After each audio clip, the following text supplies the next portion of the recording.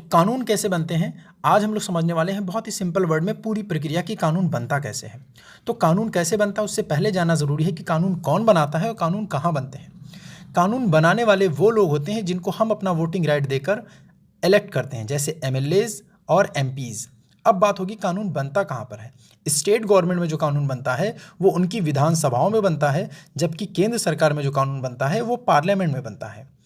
Parliament के दो houses होते हैं, lower house and upper house. Lower house को लोकसभा, अपर हाउस को राज्यसभा बोला जाता है। लोअर हाउस में हमारे जरिए डायरेक्टली इलेक्ट किए हुए मेंबर बैठते हैं और अपर हाउस में, राज्यसभा में, इनडायरेक्टली इलेक्टेड हुए मेंबर्स बैठते हैं। तो स्टेट गवर्नमेंट में जो कानून बनेगा वो स्टेट गवर्नमेंट में सेपरेटली स्टेट गवर्नमेंट में फॉलो किया जाएगा, जबकि सेंट्रल गवर्नमेंट में अगर बनेगा तो वो पूरे के पूरे देश में वो कानून फॉलो किया जाना चाहिए। अब नेक्स्ट आगे बढ़ते हैं, स्लाइड के जरिए पूरे डिटेल में समझते हैं कि कानून बनने के टोटल सब्जेक्ट क्या हैं और कौन उस पर बनाता है। जैसे यूनियन लिस्ट में वो सब्जेक्ट हैं जिस पर केंद्र सरकार कानून बनाएगा, जैसे defence, bank, railway, foreign trade. State list में स्टेट गवर्नमेंट कानून बनाएगा, जैसे एग्रीकल्चर, पुलिस और क्या कहते हैं, सेफ्टी, डॉक्टर्स, हॉस्पिटल्स। और कॉन्करेंट लिस्ट में दोनों में से कोई भी कानून बना सकता है।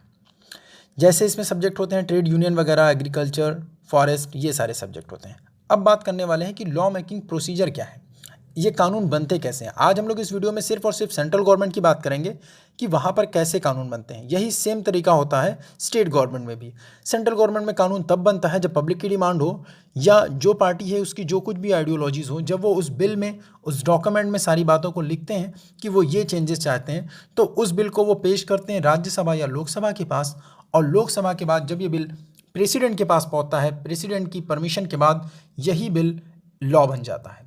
लेकिन प्रेसिडेंट इससे पहले बिल को एक आईएएस ऑफिसर्स के पास भेजते हैं, जो कि सिर्फ और सिर्फ अपॉइंट इसलिए होते हैं ताकि वो इम्प्लीमेंट कर सकें बिल का। बाकी और कोई भी राइट आईएएस ऑफिसर्स के पास नहीं होता है। तो चलिए अब आगे बढ़ते हैं और समझते हैं कि बिल कितने टाइप की होती हैं। बिल बेसिकली अगर बात की जाए तो बिल मेन 2 टाइप्स की होती हैं। एक होता है पब्लिक बिल, दूसरा होता है प्राइवेट बिल। पब्लिक बिल पेश करता है वो पर्सन जो कि रूलिंग पार्टी में होता है, जो उसका मिनिस्टर होता है। जैसे डिफेंस मिनिस्टर डिफेंस से related bill, finance minister finance से रिलेटेड बिल को पेश करते हैं। जबकि प्राइवेट बिल में जो एमपीज़ नहीं होते हैं वो नॉन एमपीज़ इसको भेजते हैं बिल को। जनरली जो अपोजिशन में होते हैं वो इस तरह की बिल की पेशकश करते हैं। अब 4 बिल की बात करेंगे हम लोग। जो चारों टाइप की बिल हैं वो होती किस लिए हैं। पहली है कॉन्स्टिट्यूशनल अमेंडमेंट बिल। ये बिल इसलिए पेश किया जाता है ताकि कॉन्स्टिट्यूशन में कुछ चेंजेस लाया जा सके, जो कि आर्टिकल 368 में लिखा गया है।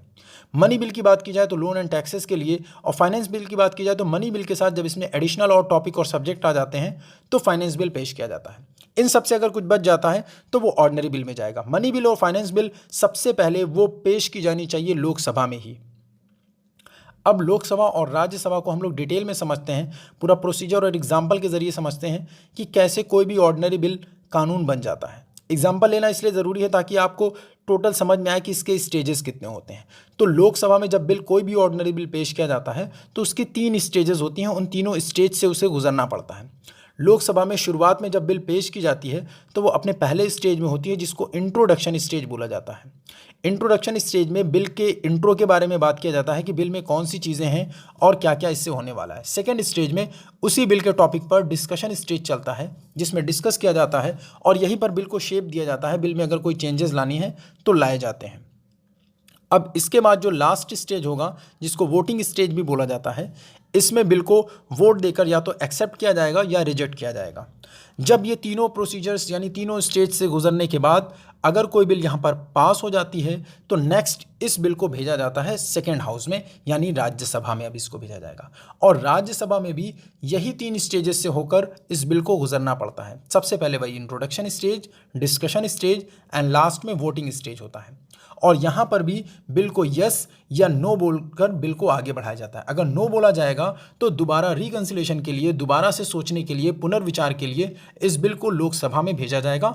अदरवाइज इस बिल को प्रेसिडेंट के पास भेजा जाएगा and after the permission of president that bill become law. Act बन जाएगा, लॉ बन जाएगा और जिसे सभी को फॉलो करना पड़ेगा। इन केस ये जो बिल यहाँ पर दी जा रही है, अगर ये फेल कर देते हैं, दोनों के दोनों लोग नो बोल देते हैं, लोकसभा राज्यसभा, तो प्रेसिडेंट डायरेक्टली ज्वाइंट सेशन के लिए इन्हें बुला सकता है। Hope you will enjoy a lot by these above slide, and in next video we will discuss the types of majority.